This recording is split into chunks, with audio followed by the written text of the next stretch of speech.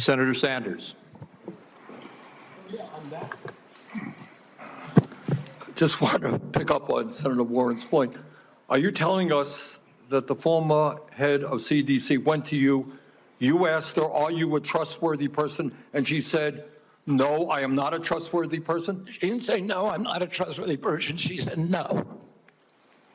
Wow. Giving a quote. And I asked her twice. No, 1 second. And you're also repeating now that she is a liar, correct? What she wrote in the Wall Street Journal. If she wrote that I fired her because she refused to sign on in advance for the ASIP committee, no, that's not accurate. All right, so you're calling her a liar, and I look forward to her coming before the Help Committee, maybe this committee as well.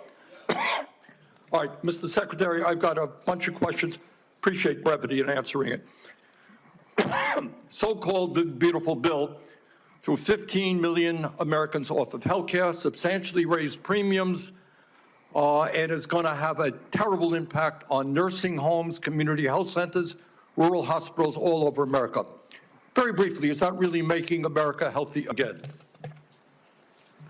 It's going to be the biggest infusion of federal dollars into rural health care in American history. Yeah, you know why? Because you're cutting $150 billion for rural hospitals. You're putting $50 billion back. That's not an infusion. That's a loss of $100 billion. All right, next question.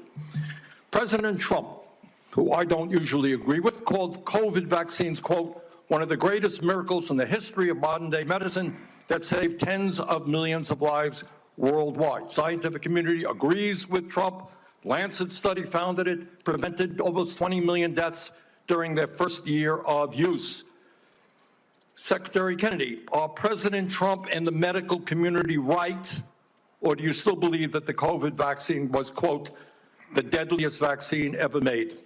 No, first of all, I didn't say that. Oh, I said that in terms of affairs reports a while ago. I said today, I think that President Trump should get the Nobel Prize. So who's right? Is Trump in the medical community right, or are you right? President Trump did an extraordinary piece of leadership. Is he right or wrong? Did COVID save millions of lives? As I said, he got Americans back to work. At that time, that particular vaccine was perfectly matched to the virus that was circulating then. And I have no idea how many lives it saved, but it saved quite a few. You know, what I find a little bit weird in this discussion, I'm hearing it over and over again this morning, Mr. Chairman, is we've got the entire medical community on one side. You got the AMA representing hundreds of thousands of doctors, the American Academy of Pediatrics, the American Public Health Association. All of these organizations are telling us that COVID vaccine and vaccines in general are safe and effective. You are casting doubt on that. Who are your who are the organizations that are agreeing with you and casting aspersions on vaccines? The primary advisors are Marty McCary, Jay Bhattacharya, Dr. Oz, Vinay Prasad. So you got a few doctors who agree with you, and I'm giving you the Not name. a few doctors. What you're talking about is there's a big difference, Senator, between established science and the scientific establishment, which has been co-opted by the pharmaceutical industry. So you're telling the American people that the American Medical Association, representing hundreds of thousands of people, have been co-opted and that they should not trust their doctors. And I'm the telling American you, Academy of Pediatrics, and by the way, just for the record, every single Republican, I don't mean to be political here, Mr. Chairman, has received PAC money from the pharmaceutical industry. Are they all corrupt as well? And I'm telling you, the American Heart Association has been co-opted by the food Everybody industry. but you, Senator. But you know what? When you ran for president, you know, we have a corrupt campaign finance system. Maybe you will agree with me on that. Okay, you were already president, you got a billionaire behind it. You received $300,000 from people, not from the industry, people in it, as I did, from individuals. You corrupt. President Trump got $3 million.